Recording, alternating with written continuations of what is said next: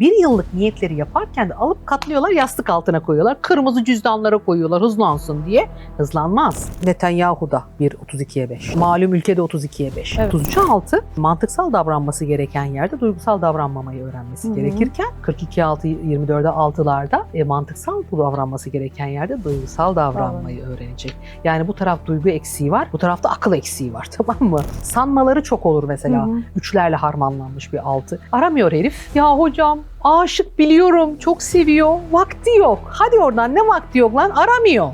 7. Duygusal ve mantıksal zekayı kullanması gereken. Analitik kafaları çok iyidir bunların. İşte bir Fatih Sultan Mehmet 7, Selçuk Bayraktar 7, Elon Musk 7, 34'e 7, 16'ya 7, 7'lerde inanılmaz bir teknolojik kafa vardır. 99 kuşağına bakıyoruz.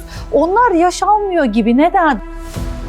Plüton'un akrepte olması zaten hücresel yenilenme gücü getirir, anladın mı? Yaş ilerledikçe daha güçlenen yapı parlarlar. 2000 sonrası bunlarda duygusal yük, kararsızlık, enerji düşüklüğü yapar bak. Böyle hissedenler için ne okumalılar? Renklerin enerjisine inanırım. Rengin bir enerjisi vardır. Çok siyaha baka baka yatak odasında ben örnek veriyorum kara çarşaf, siyah koyu renkli yataklarda yatamam. Sıkıntı basar.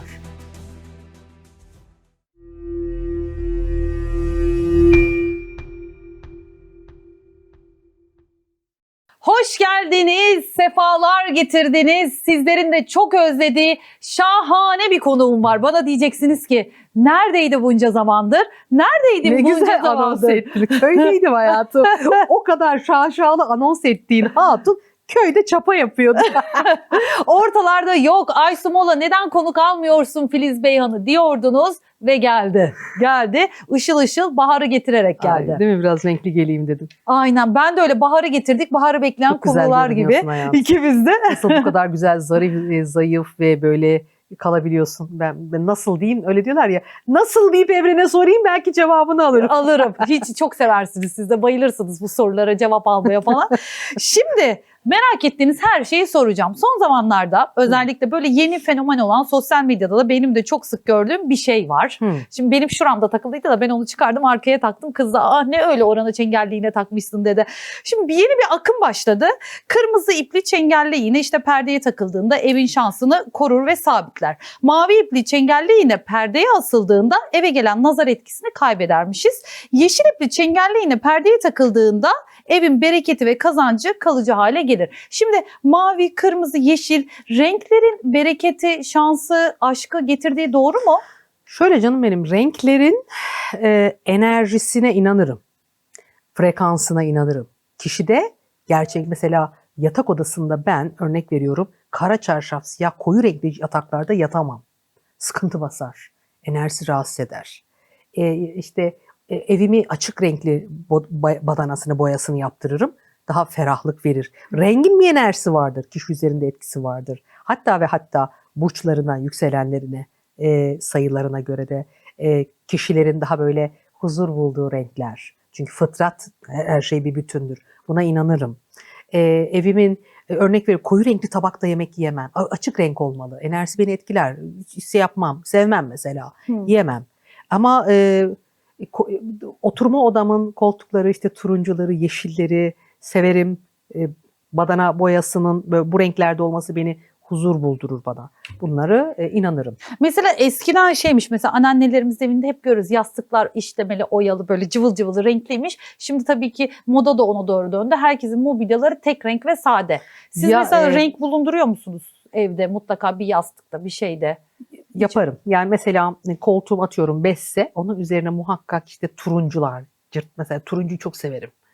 Sarı, yeşil, fıstık yeşilleri falan bunları severim. Renkleri severim. Canlandırır. Yatak çarşafımın böyle renkli olmasını severim. Pembeler, yeşiller ama açık tonlarında, böyle koyu değil. Severim. Bunlar bende güzel etkiler verir. Ve bunun da gerçekten enerjisine inanırım. Çok siyaha baka baka hatta şey vardır. Yani bak kamufle eder enerjiyi. Siyah giydiğin zaman mesela nazarlı bir ortama gireceğin zaman siyah giy. Siyah kapatır çünkü. Enerjiyi kapatır. Anladın mı? Acun ondan mı acaba hep siyah giyiyor? Mesela bazı... Olabilir, bak doğru söylüyorsun. Adam hep siyah değil mi? Kendini mi kapatıyor? Olabilir. Enerjiyi dış dünyaya kendini kapatıyor. Negatif enerjilere karşı kendini kapatıyor. Pardon. Şakralarımızın biliyorsun renk terapileri vardır. Hani benim çalıştığım bir alan değil ama tabii ki bildiğimiz bir alan. Bu renk terapileri vardır. Fakat böyle çengelli iğneyi şu rengi takarsan zengin olursun, bu rengi takarsan bolluk bereket olur. Ben bunlara, bu tür ritüellere itibar eden biri değilim. Çünkü ben rızkın, bereketin, huzurun her zaman kişilerin kendi fıtratlarına göre yaşama şekliyle oluşabileceğine inanan bir zihniyetim, inancım var. Böyle 2 tane çengelliğini taksaydık oho. Ama oraya da renk takıyor. Yani rengine göre. Mesela yeşil bereket diyor ya, çengelliğine yeşil takıp takıyor. Ama oraya iğneyi takıp da beklemek tabii ki olmaz. Tabii ki yani biz mesela şeyleri de veririz. Yazın, yazmak en güzel mühürdür. Niyetlerinizi, 1 yıllık niyetlerinizi yazın. Ve o 1 yıllık niyetleri yaparken de alıp katlıyorlar, yastık altına koyuyorlar. Kırmızı cüzdanlara koyuyorlar hızlansın diye. Hızlanmaz. Sen o verdiğin... Nasıl ben tepkilerim yalnız dolu Gözler. Ne oluyor? Ne oluyor dedim. Ona göre hamlelerini Allah deyip çalıştığınızın karşılığı vardır değil mi? Ona göre hamlelerini yapacaksın. Evet, düşünce çok önemli. İnanç sistemi mühürleme. Niyet. Önce niyet çünkü. Mühürle. Yani niyet ettim Zihnini. Allah rızası için şunu yapmaya demek lazım. Yaptığın niyette de kolektife ve bütüne hizmete de niyet edeceksin. Tamam mı? Ama şu adamla evlenmeye niyet edemezsin. Şahsi, bireysel, nefsi arzulara niyet Çok edemezsin. ağırda imtihana girersin. Girersin tabii. Çok ağırda Allah Tabii. seni öyle bir imtihana Aynen sokar öyle, ki girersin. al niyetin. Tabii ki niyetlere çok dikkat etmiyor. Orada başlıyor zaten. Tamam. Çünkü niyet senin için yaratılmış olasılıklar senin niyetin doğrultusunda senin önüne hop beliriveriyor. Ondan sonra oraya ulaşmak için ya sarp kayalıklara çıkacaksın seçtiğin niyet için, niyetine göre. Ya patikalardan yürüyeceksin. Bunların hepsi senin niyetine göre belirlenir, şekillenir ve sonrası kader olur zaten. Şekillenir, ben şunu da çok görüyorum. Mesela nazar dedik ya. Evet. Nazara çok böyle aşırı şekilde inanan ve aman o da nazar, aman o da nazar diyenlere daha çok nazar değiyor. Çok hayatına bunu çekme, düşünmemek lazım, almamak lazım bunları kendi hayatına. Demin metalle ilgili bir şey söyledin de aklıma şu geldi, demirle ilgili bir danışanım vardı Aysu. Şimdi şuna inanıyorum, metalin bir koruyuculuk şöyle bir yönü var. Hani çocuklara 3 harfler bulaşmasın diye işte yastığın altına bıçak koyarlar, birisi vefat ettiğinde bıçak koyarlar üzerine. Evet, Osmanlı'da çok yapılırmış. Tabii. O dönemde. Bir danışanım bana şunu anlatmıştı. Hocam dedi bu Reiki ile falan çok uğraşmış. Ben hep biliyorsun bu enerji olaylarından uzak tutarım. Karşıyım. Çünkü insanların bulaştığı temiz olmayan enerjilere de bulaşabiliyorlar. Evrenden pozitif enerjiyi çekiyorsun. Yok öyle bir şey. Süzgeç yok kardeşim. Anladın mı? Buradan her türlü enerjiye musallat olabiliyorsunuz. O dönemde kıza bir takım musallatlar olmuş. Ve bir gece uyuyordum dedi. Evleri dubleksmiş. Uykumda hocam beni kaldırdılar bir anda. Dubleks merdivenlerden koşuyorum ama uyanamıyorum. Farkındayım yaptıklarımı fakat açamıyorum kendimi dedi. Bir anda dış kapıya doğru hızlı bir şekilde koşturulduğunu fark ediyorum. Metal kulbu tuttum dedi, kapı kolunu ve orada uyandım dedi. Metal bağı keser tabii. Bak metal negatif enerji bağını keser. Evet. Bu etkisi vardır metalin. Buna inanırım. Kur'an-ı Kerim'de de geçer Kız zaten. uyanamamış, Demir. koşmuş. Uyanamamış yani uyku uyanıklık arasında ama diyor yaptığımın farkındayım. Hızlı bir şekilde yataktan doğrulttular beni diyor. Işığa bastım, düğmeyi, ışığı yaktım. Dubleks merdiven, ahşap merdivenlerden koşarak ilerledim. Dış kapıya geldim. Metal kulbu tuttuğumda dedi orada kesildi, uyandım dedi. Şimdi metalin bu bağı kestiğini ve negatif enerji bağını kestiğine ben inanırım. Lakin onu takarak nazardan, işte negatif enerjiden korunmaktan bahsediyor. Tene değmek belki. Ben ayetel kürsü mesela kolye içime takarım. Tuz taşırız. O da tuz gümüş. da dağıtır. Tuz en güzel negatif parçalayıcıdır. Deniz tuzu. Tuz. Tabii tuz. Mesela banyo yaparken bir karış mesafeden auranızın deniz tuzuyla suya karıştırıp duşunuzu alabilirsiniz. O enerjiyi nötrler. Vücuttaki negatif enerjiyi nötrler. Onu yapabilirsiniz. Kimisi şap tuz taşır evinde, evine koyar. Bunlar ama geçici etkilerdir. Tamam. Fakat geçicidir. Ben hep şunu söylüyorum. Hiçbir şey yapmasan, fıtratını bilip buna göre yaşadığın zaman frekans yükseliyor Aysu. Anladın mı? Frekansın yükseliyor. Yükseliyorsun. Yükseldiğin zaman sana ne bir nazar eder, ne bir işte yapılan büyü tutar. Hiçbir şekilde seni kimse aşağı çekemez. Özde içeride başlar şifalanma. Bunlar geçici etkilerdir. Mesela hani ilk programı açarken de dedik ya köydeydim, bana çok iyi geldi. Köydeyim, çapa atıyorum falan filan diye. Evin enerjisini değiştirince ortamın enerjisinde hayatınızda ne değişti? Sana bir şey diyeyim mi? Ben hayatımda neler değişti? Böyle bir dinginleşiyorum, bir sakinleşiyorum. İstanbul'da çok seviyorum İstanbul'u. Fakat şunu fark ediyorum. Mesela oradan buraya geldiğimde köyden, Tekirdağ Saray ilçesine bağlı bir köyde, bir köy şu an kurduğum yer. Burada bir kaosa giriyorum. Enerjim bir agresifleşiyor. Hemen karışık bir enerji içerisinde olduğumu hissediyorum. Burada zaman nasıl geçiyor anlamıyorum. Zamana yetişemiyorum. Orada zaman geçmiyor. Allah Allah, saat hala 2 mi, daha akşam olmadı mı falan. Orada öyle bir süreç var. Tabii ki ortamların enerjileri de var. Şimdi para kazanmak isteyen İstanbul'da olmalı. Boğa burcu şehri burası. Yutuyor ama İstanbul. Evet, işte ikizler boğa etkisi çok fazla olduğu için benim de öyle bir etkim var. Burada para kazanmak için buradasın. Oraya gidince biraz da tembelleşiyorsun. Yani sakin diyorum ya sana, hiçbir şey yapmak istemiyorum. Sakin, dingin, toprakta negatifini atıyorsun. Kendi enerjin huzur içinde. Bu yüzden topraklanmak, yürüyüşe çıkın, ağaç, toprağa değin, ayaklarınız, vücudunuz değsin. Deniz tuzu her akşam ayağınızı, bu detoks da yapar. Deniz tuzu ya da Epsom tuzu. Böyle ayağınızın dayanabileceği kaynar su olabilecek kadar, yani ılık ama ayak böyle birazcık da cızırdasın, yani hafif de yansın. Öyle sıcaklıktaki suya Epsom tuzunu koyun. Ayağınızı böyle bekletin. Miktarda beyaz sirke koyabilirsiniz. İnanılmaz topraklıyor. Toksinleri ayak altından rahatlatan bir etkisi var. Bak, bunu her zaman düzenli yapsınlar. Ara ara banyolarında da haftada bir kere en azından o bir karış mesafeden deniz tuzuyla yıkanmayı ihmal etmezlerse enerji dengelenmesi yapar. Ama ne diyorum? İçeriden şifalanma olmaz ise, kendini dönüştürmen olmaz ise, bu negatif, içsel negatif de biriktirebilirsin. Takıntılısın, saplantılısın, aşıksın, gelmiyor, gitmiyor, aramıyor, sormuyor diye kendini, negatif enerjini aşağı çekersin, kendini bu negatif enerjiyle. Yani kişi sadece dışarıdan almaz negatifi. Kendi içsel ürettiğin negatif daha tehlikelidir dışarıdan gelenden. İşte orada da hayat amacı sayınızı bilmeniz gerekiyor. Evet. Ona göre de hareket etmeniz Aynen gerekiyor. Biz öyle. aslında o hesaplamayı çok eskiden Çok vermiştik. konuşuyoruz. Evet. Ama şimdi belki hani uzun zaman oldu ya, ne yapıyorduk? Doğum tarihindeki sayıları topluyorsunuz. Topluyorsunuz. Çıkan sonuç sizin hayat kader amacı, yolunuz. kader Yani mesela yolunuz oluyor. 24 Mayıs 1975, 2, 4, 5, 1, 9, 7, 5 tek tek topluyorsun. Toplayın, çıkan sonuç. Ekim, Kasım, Aralık doğumlar da 10, 11, 12 diye değil. 1, 2 diye toplayacak. Topluyor.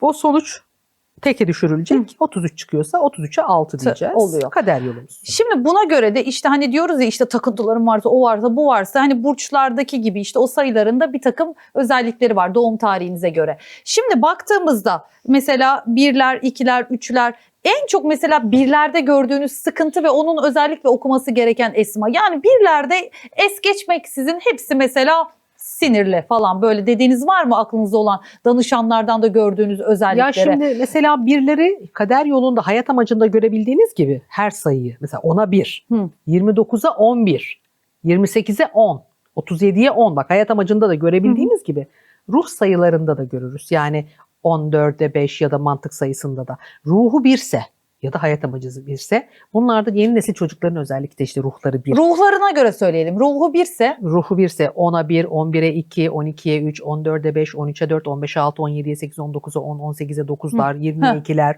Bunların içerisinde ne yapacak birler? Birler çokça spor yapacak. Sanat, spor, ayak, cinsel dürtü, aldatma enerjileri. Eğer ki hareket edemeyen, çünkü çok desteklenme ihtiyacı olur. Bakın bu çocukların da, insanların da, kadınların da cinsel dürtüleri aktif olur. Mutsuz bir evlilik içerisindelerse, düzenli cinsel yaşamları da yoksa bu insanların alt bölgeye vurur rahatsızlıkları ve bunlar cinsel hastalıklar, rahim kanserleri, prostat kanserleri, alt bölgelere vurabilecek hastalıklarla, tabii bağırsaklarla ilgili sorunlarla yaşayabilirler. O yüzden yoksa ya hocam ben evli değilim, ne yapacağım, her gün bir cinsellik mi yaşayacağım? Hayır, spor yapacaksın. O enerjiyi dışarı atacaksın. Aktaracaksın, kusacaksın, dışarı çıkaracaksın. Agresiflik gitsin. Tabii döviz sporları onlara çok şeydir. Agresif sporlar, döviz sporları, sakatlanmalara dikkat edin. Ruhu 2 ise? Ruhu 2 ise denge ister hayatım. 20'ye 2'ler mesela, ya da hayat amacındaki 2'ler. İşte 11'e 2'den de 2 olur. 20'ye 2 dedik. Efendime söyleyeyim 11'e 2 dedik. Bunlar denge ister. Alma verme dengesi şarttır bunlarda. Ya çok bencil oluyorlar ya aşırı derecede fedakarlık yapıyorlar. Saçlarını süpürge. Kadınlar bizim toplumumuzda şey tarafını, sosyal köle tarafını, erkekler bencil tarafını çalıştırıyor bizlerde. 28'e 10 erkeği, 29'a 11 erkeği. Bunlar böyle ben yayayım. Özellikle ev içinde. Yayayım totişime oturayım. Aynen, kadınlar hizmet etsin modundalar. Kadın 20 ruh ikisi de sürekli bir hizmetkar. Ama sonra ne oluyor? Belli bir yaşa geldikten sonra kırılma noktası oldu mu bir anda kırılıyor ve diyor yani adamdan soğuyor ya da eşinden, partnerinden soğuyor, yatak bile istemiyor. O noktaya gelebiliyor. Alma verme dengesi Dengesine önemli. Al ver. ver. Bir al bir ver. Bir ver bir al. Böyle. Hadi bakalım, yürümek ruhu zorunda. 3'se Bunlar manyak, hasta, aşık, duygu, anladın mı? Bunlar şeydir yani. takıntılılar. Takıntı, evet, aşk. Ben o kadar sevdim, o niye beni sevmedi? İşte ben ona çok fedakarlık yapıyorum. Onlar bir defa insanların kendisi gibi olmadığını kabul edecek. Sen fazlasın, onlar değil. Sen öyle yaratılmışsın çünkü senin sınavın aşkta, sevgide dengelenmeyi bilmek. Sevgide dengelenmeyi bilmediğin sürece çok sevip nankörlük göreceksin. Bir de iletişim. Onları rahatlatan şey yazmak, söylemek. Şarkı söylemek, yazmak, işte çizmek, şiir yazmak, konuşmak, ifade etmek. Konuşamadıkları zaman direkt tiroidleri, ifade edemedikleri zaman direkt boğaz yolları pörtler onların. O yüzden de sevilmek, sevmek gibi arayışları çok fazla olur. Ve bu yüzden de onlara da böyle sevgisini çok belli etmeyen erkekler, insanlar, işte eşler, partnerler gelir. Bu yüzden de herkesin kendisi gibi olmadığını kabul etmek onların ilacıdır yani. Peki ruhu 4'se bir kişinin? Köklenemiyor bunlar. 42 6'ydın sen değil mi canım benim? 42 Ben de 42 6'ydım, evet. İşte evlilikte zorlanır, ruhu tabii köklenmekte. Severse de ama köküne kadar. 6 tabii sabit tutar. Tutar. Bunlarda da aşırı, mesela 2 sosyal köle ama 4 adar kendini. Aşırı adar. Adama sıkıntı getirir Ay onlara. yapmayacağız işte, kimseye adamayacaksın. Tabii adamayacaksın. Evet. Nasıl 2 denge istiyorsa 4 double denge ister. Çok iyi Anladın mı? dostlardır 6'lar. Evet, sabittir. Yani şeydir, sırttan vurmaz. Ama acelecidir, ama esnemez, ama kuralları vardır. Böyle yumuşatmayı bilmeli hayatı. Çok serttir. Ya siyahı ya beyazıdır. Yani griyi koyacak hayatına. 4'ler ve köklenecek. Ben hayat amacı 4'lerde de, ruh 4'lerinde de derim ki genelde travmalı aile çocuklarıdır. Doğru bir evlilik, aşk için kendinizi debelemeyin. Mantık. Biraz mantık. Evet, akıl evliliği, kendini seni bu hayatta tekamüle getirecek doğru evlilikler yap ki evlen, boşanmamak üzere evlen. Ama bunlar da evlilik imtihanları işte olacağı için boşanmamak üzere doğru bir evlilik yap ki her manada evliliğini yürütesin. Yürüsün. Yani. Ruhu 5 ise bir insanın? Ruhu 5 olmaz. Çünkü 4 element var, tamam mı? Hani mesela 10 Doğru. şeyi görürsün. Toplayınca Evet. olmuyor. 14'e 5'i görürsün, 24'e 6'yı görürsün, 34'e 7'yi görürsün, 44'e 8'i görürsün ama 54'e 9'u göremezsin. Doğru. O 4'e kadar yani. Evet. 1, 2, 3, 4. Ruhunuz Ruh 1'de sayıları. Evet. Birinci sayı eğitim ruhumuzu almış biri anlatır. nasıl böyle bir gaf yaptım? Ama hayat amaçlarında 5 olduğu zaman disiplin, özgürleşmedir bu. Erkeklerde çok arayışları olur. Tabii ki doğduğun yer, doğduğun ülke kaderin ve fıtrat şeyindir diyoruz ya, nasıl çıkartacağını gösterir. Biz de ataerkil bir toplumda olduğumuz için ne yazık ki erkekler bu 5 enerjisini ama maneviyatı gerçekleştirememiş. O içsel özgürleşmeyi gerçekleştirememiş. Gölge tarafında olanlardan bahsediyorum. Evli bile olsalar baskıyı hissettikleri anda farklı arayışlara girerler. Bunlar çok aldatmaya eğilimli. 23'e 5, 14'e 5, 41'e 5.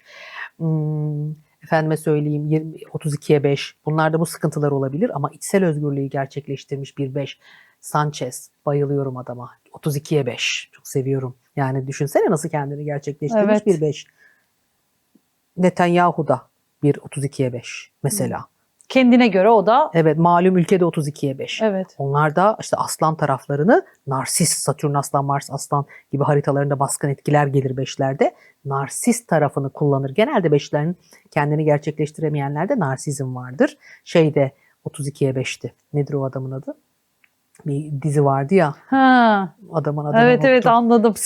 Hastaneye yattım bir şeyler vardı. 30 çok sahip çıkarlar. Benim Arda'yı malım. diyorsun galiba. Benim malım. Ha? Arda'yı diyorsun. Ya şu Halit Ergenç'in dizisi vardı ya, neydi adı? Ha tamam Kral kaybederse. Tamam. O adamın karakterinden bahsediyorum. Bunlar çok aşırı narsist adamlar olabiliyorlar. O kadın da benim eşim de benim Dizideki karakterden. karakterden Evet. bahsediyoruz. O yüzden 5'teki içsel özgürleşme, o maneviyat, ahlaki özgürleşme çok önemli. Kadınları nasıl kullanıyor 5'i? Bunlar mesela özellikle lütfen 32'ye 5'ler daha Hı hı. çok dikkat edin. Zengin adam için konfor ve para ve onlar için çok önemli. Erkek için de kadın için de. Gidip zengin adam bulup mesela bırakıyorlar işi gücü oturuyorlar. Halbuki yaş geldi mi 40-45'e? İşini bırakıp veya sosyal Ne statüsünü yapmışım bulalım. ben ya? Diyorlar. Adam tarafından adam yerine konulmayan kadınlar haline geliyorlar. Ya. O yüzden pişmanlıklar. Ama o yaştan sonra da şimdi ne yapayım? Bütün mesleğimi bıraktım, onu bıraktım, bunu bıraktım. Ne olur hiçbir şeyinizi bırakmayın. Dönüştürebilirsiniz ama az da olsa paranızı kazanın. Sosyal ortamda bir çiçeğiniz olsun, yeriniz, saygınlığınızı oluşturduğunuz ortamı hiçbir zaman bırakmayın. Kurslara gidin, örgü kurslarına illa gidin. tabii iş kadını olmayan, ya benim bir öğrencim, kızcağız 32'ye 5, söylediklerimi hep yaşıyordu. 45'inden sonra kız gitti, ön muhasebe kursları aldı eğitimden sonra. Helal olsun. Ve bir işe girdi. Hocam diyor, vallahi kocam kapıda bekliyor iş yerinin diyor. Ya. Adam yerine koymayan adam Köle etmiş kendine. bu hale geldi. Hiçbir şey yapmadım ona dedi. Kendimi dönüştürdüm. O özgürleşmemi elime aldım dedi. Ama konforu da çok sever yaymayı bunlar. Rahatı sever çünkü. Cesaretle yapmak çok işlerine gelemeyebiliyor bazı 5'lerin. Altıları. Oluşumun sayısıdır. Mükemmelliyetçiliğin sayısıdır.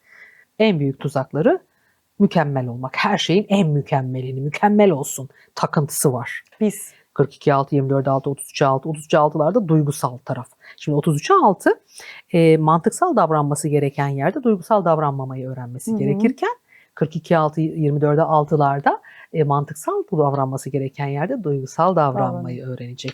Yani bu taraf duygu eksiği var, bu tarafta akıl eksiği var, tamam mı? Mantıksız bakar. Yani çok duygularıyla gider ve çok hata yapar. Sanmaları çok olur mesela. Üçlerle harmanlanmış bir 6. Aramıyor herif. Ya hocam aşık biliyorum, çok seviyor, vakti yok. Hadi oradan, ne vakti yok lan, aramıyor. Gerçekçi bak olaylara. Sen öyle bir kendini saplamışsın ki adam Sanmaları biliyor çok zaten. olur, anladın Aynen. mı? 33 altı ne yapacak? Göründüğü haliyle algılayacak. 42'ye altı ne yapacak? Kalbini açmayı öğrenecek. Mükemmelliyetçi taraflarını esnetecek her ikisi de. Çünkü sen de mükemmel değilsin. Bunu anlaman lazım. Aynen öyle. İnsanların da olduğu gibi kabul etmesi gerekir. Oluşumdur bunlar. Yıkmamalı, bitirmemeli, öldürmemeli. Rabbim 6 günden mükemmele erdirdiyse kainatı, onda kula da yansıyan şekli Allah'ın alemi yaratılmış aşamalarıdır bu sayıların insana yansıması zaten. 7. 7 duygusal ve mantıksal zekayı kullanması gereken, güvenmesi gereken, güvensizdir bunlar. Güvenmesi gereken, kendini içe kapatıp değil, doğru ifade etmesi gereken sayı grubudur. Analitik kafaları çok iyidir bunların. İşte bir Fatih Sultan Mehmet 7, Selçuk Bayraktar 7, Elon Musk 7, 34'e 7, 16'ya 7, 7'lerde inanılmaz bir teknolojik kafa vardır. Dijital kafa vardır. Özellikle teknolojik tarafı çok baskın çalışır bunlarda. Ama bir özgüvensizlikler vardır. Özgüvensiz tarafları çalışabilir. Kıskanç ve manipülatif. Ulan aldatıyor mu beni falan filan diye böyle telefonları tık tık ediyorsa aldatılır. Çeker kendine o etkiyi. Muhakkak aldatılır. İlişkilerinizde karşı taraf yediyse, ortak enerjiniz yediyse, ortak enerji de hayat amaçları toplayıp teke düşürün. Yediyse muhakkak güven ve doğru ifade etmekten geçer kendinizi. Yediler ne çok akıl tarafına gideceksiniz. Şizofreni ve psikolojik hastalıkların da tetiklenen sayılardır. Bak bunlar çok önemli tabii. Yani farklı, nasıl diyeyim sana, olmayan bir şey olmuş gibi. Ya hero ya mero. Gerçekçilik algısı değişir, Evet. anladın mı? Çok manevi tarafa yürüyen spiritüelcilerde görebiliriz bu etkileri. Ya da aşırı akılcı tarafa gidiyorlar. O yüzden bunlara duygusal ve mantıksal zekayı sol ve sağ lobu eşit dengeli kullanmak gerektiği söylenir. 8. 8'ler ve 9'lar, özellikle 8'ler zordur. Bunlar alemin dağıtan, ayağını sabit katmanındaki rakamdır. Yani orasıdır. Vakfetmeyi bilmesi lazım. Dağıtan, tevzi görevi vardır bunlarda. Bunlar cimri oldu mu para kaybeder. Kıtlık, psikolojik hastalıklar gelir. Daha çok bunlarda narsist davranışlar,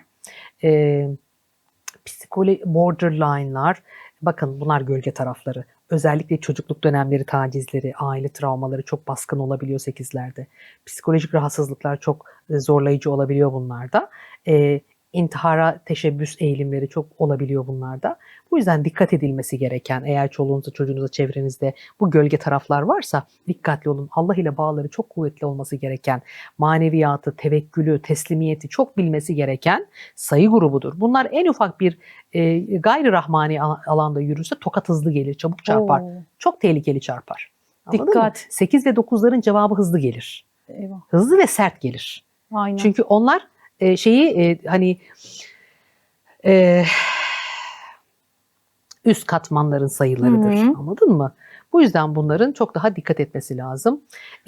Bunlara para gelir. Hani o adamın hikayesi vardır ya, nasıl zengin oldun demişler. Ben verdim o verdi, ben verdim o verdi, ben verdim o verdi.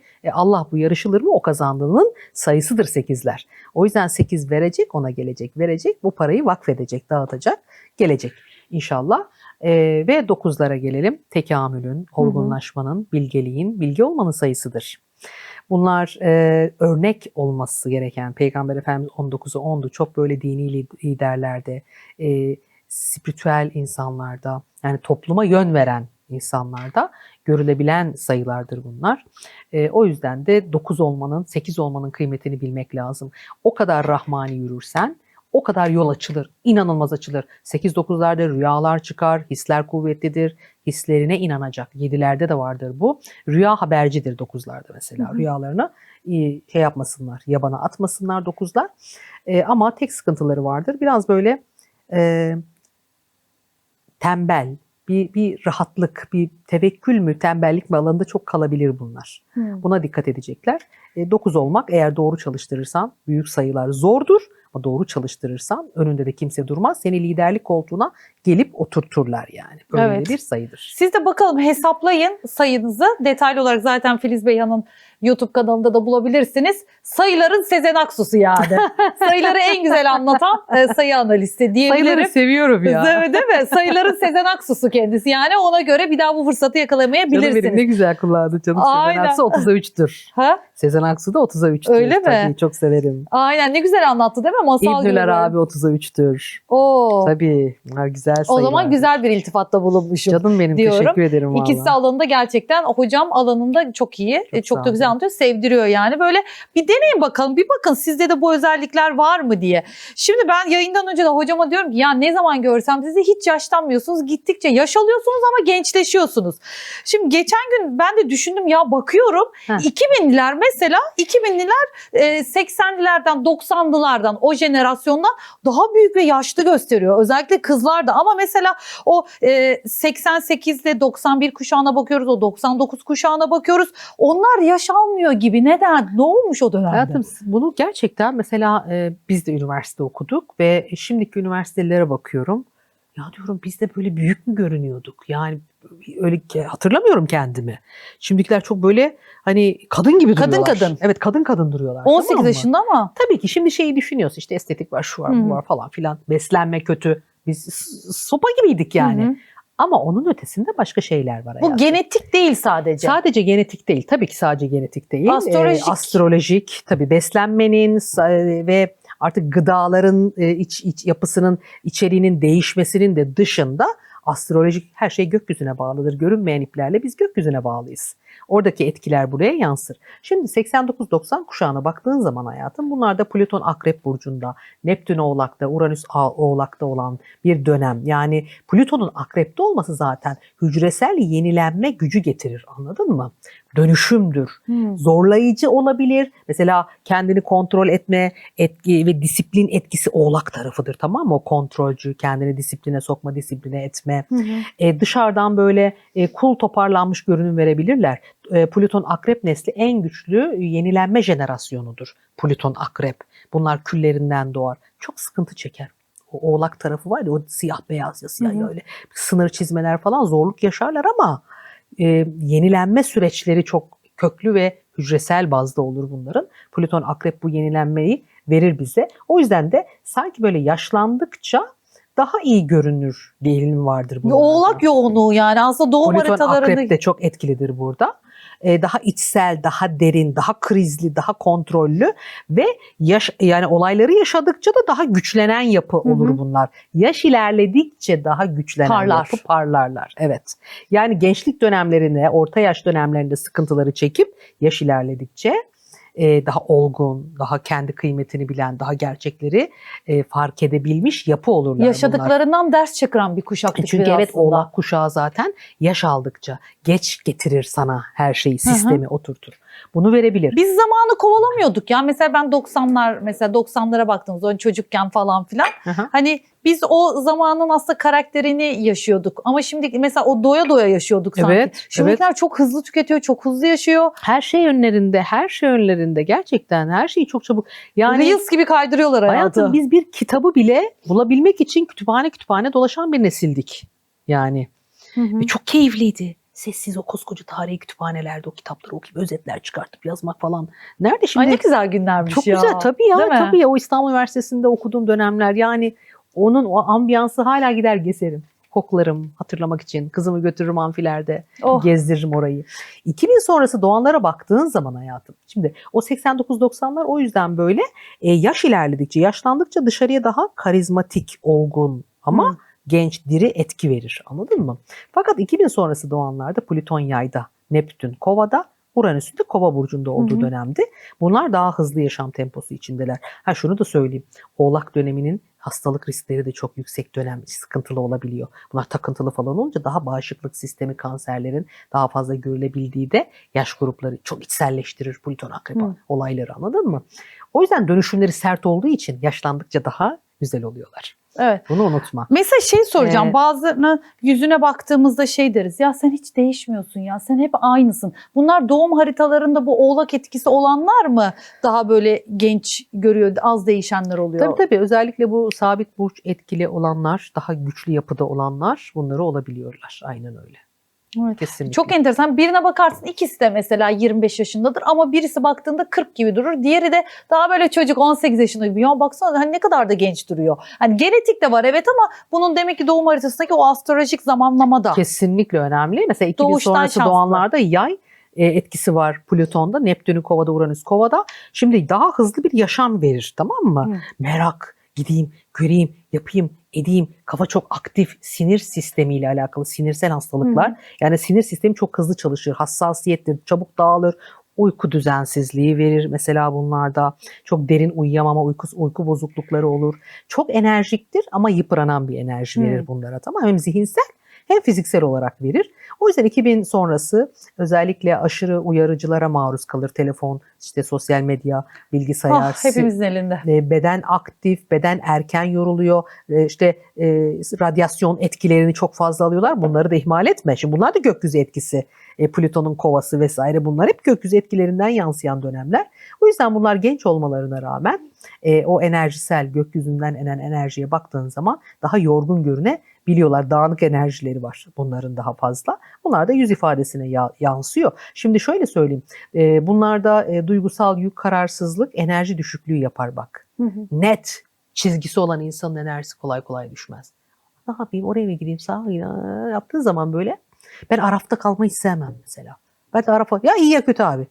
Ya biteceğim ya çıkacağım, anladın Aynen mı? öyle. Ya hero ya mero. Ya hero ya mero. Yani bunu ama böyle arada kaldığın zaman enerjin aşağı çekildi. Stres oluyorsun, geriliyorsun. Enerjiyi aşağı çekiyor. Peki böyle hissedenler için ne okumalılar? Mesela böyle kendini sıkışık, arada kalmış. Özellikle hayatım kuşluk vakitlerinde her gün ya alim vel hakim vel kayyum vel kavi. Allah'ım verdiğim kararlarda, vermiş olduğum kararlarda başarı nasip et. Verdiğim kararlarda hakkaniyetle vel mukaddim, verdiğin kararda istikrar, mesela bunlar kararsızlıkları gideren esmalardır. Ama bunu yaparken de hem okuyup hem oturmayacaksın. Çünkü o enerji sana geldiği zaman sen de o harekete geçmen lazım. Mesela çocuğunu askere uğurlayan, okula gönderirken, işte kocasını işe gönderirken ne okusun evden çıkarken, evin hanımı? Benim kardeşimin çocuğu, yeğenim askere gitti. Maşallah. Yeni gitti. Resimlerini yollamış. Amin. Hatta dedim ki oğlum, dedim tarafına, batı tarafına düşeceğini düşünüyorum. Allah izin verirse. Şanslı çocuksun, 15'e 6. Çanakkale'ye düştü. Hala dedi bir ay sonra dedi belli olacak. Sen dedim orada kalırsın oğlum. Orada kaldı. Ay ne güzel. Dedim inşallah senin şeye verirler de hani ofis yazıcı oldu. Tamam mı? Dua yerine geçmiş. Ona ben vallahi. yolladım, verdim eline. Askere gidiyordu. Oğlum dedim al bak bunları kendine oku. Giderken almayı unutmuş mesaj. Orada işte bazı telefonları, tuşlu telefon taşımaları yasak Hı hı. değilmiş. Kullanabiliyorlar. Oğlum dedim al bunları oku. Görünen görünmeyen şerlerle alakalı. Özellikle şöyle bir şey bak. Ne kadar üstüne geldi yani bu durum. Ya basit vel fettah vel latif ve selam vel halim vel mümin vel müheymin. Dedim ki sabah kalktığında yatarken muhakkak oku.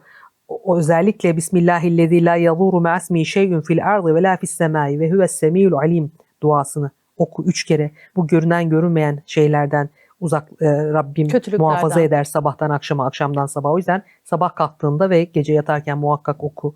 Ve tabii ki Fatiha, Felak, Nas, Ayetel Kürsi ve özellikle Yasin suresindeki bu ayet-i kerime ben askerlere, polislere, düşman savaşta olan insanları okumalarını, hatta gazeteci arkadaşlar var İran'da.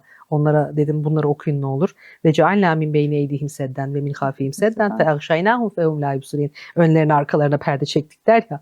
Düşmandan görünme, tehlikeden korunma niyetiyle okumalarını öneririm.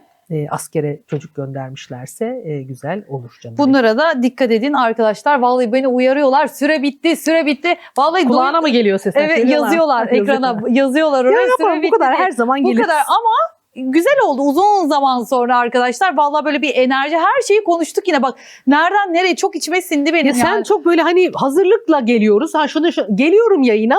Aysu yine başka bir şeyler anlatıyor. Başka bir şeyleri söylüyor. Yayından önce böyle diyor ki Filiz Hoca şunda şu sıralamayla gidelim. Ben soracağım ya kalsın öyle spontane. Bir de sürpriz sorular oluyor kafamda. Evet Onları senin sürpriz söylemiyorum. sorular geldi. Aralar böyle söylemiyorum. Onları böyle sürpriz aralarda soruyorum. Siz de merak ettiklerinizi videonun altına yazın. Haziran'da konuşalım sonra. Tamam. Haziran'da konuşalım. Dolu dolu böyle bir orada Haziran'da neler Ya olacak? İran'ı falan işte ben orada mesela özellikle İran Haziran'ın ikinci haftalarına daha dikkat etmesi lazım. Şimdi İran'da bir rejim değişikliği olur. Hı hı. Biz bunu bekliyoruz zaten. Şu an 3'ten 4'e geçiyor. Zor bir döngüden geçiyor İran. Pezeşkiyan, Müçteba Hamenei özellikle liderlere o dönemlerde hayatım suikastlar içeriden planlanmış. Bu yüzden dikkat edilmesi lazım. Gereken bir süreçten geçecek. Biz tabii ki burada kızıyorlar sen işte rejimi mi destekliyorsun? Abi biz rejimi desteklemeyiz. Rejim ülkelerin kendini ilgilendiren konular. Evet. Biz bize yansıyan olayları bekleriz. İran'ın bu dünyada duruşu herkese örnek olmalı. Siyonizme büyük bir darbe vurdular. Herkes onların arkasında durmalı. Çünkü ülkemize sıra gelmemesi için hep ne dedim yıllardır 2-3 yıldır yayınlarımda adı malum ülke yürüyecek Türkiye'ye sınırlara geliyorlar bak 2020 şu anda onlar 7 döngüsündeler 2027-2028 9 döngüsü o zamana kadar ortalığı talan edecekler dedik. Biz bunu 3 sene öncesinden Allah yayınlarda korusun. söyledik. Başladılar talan ettiler Allah ortalığı. şerrinden korusun. Onların bitmesini istiyorsak biz sadece Müslüman alemi değil Sanchez'i lütfen İspanya'yı örnek alın. İnsanlığa hizmet eden bütün zihniyetler vicdanlı ve ki Plüton Kova'ya Aslan Kova aksına geçiyor ay düğümleri artık öyle olacak. Egolu liderlerin kafası tık tık tık gidecek. Çok şükür bunları bekliyoruz. Evet, biz Her şeyin bir vakti gelecek ama bizler birbirimize sarılalım ülke olarak. Zor bir süreçten dünya geçerken biz burada ayak altı gitmeyelim. kesinlikle. Böyle bir spoiler vermiş olduk o zaman Haziran bölümünde. Daha detaylı Türkiye ve dünyada etkileri neler olacak? Hangi doğum tarihliler Haziran'ı nasıl değerlendirmeli? Hepsini detaylı Haziran bölümünde konuşalım. Sizleri çok seviyoruz. Yeni bir bölümde görüşmek üzere. İyi ki geldiniz ya Filiz Hocam özlemiştik sizi. Kalp Ben size. de özlemişim. Bay bay görüşürüz. Görüşmek üzere.